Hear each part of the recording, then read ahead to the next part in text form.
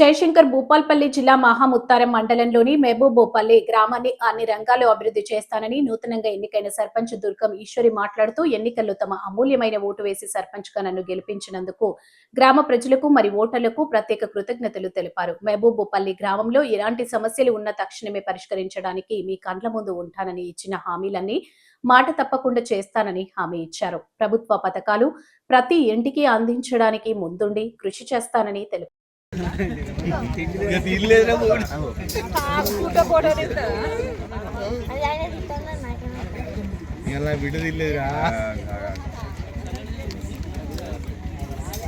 ఇంకొకటి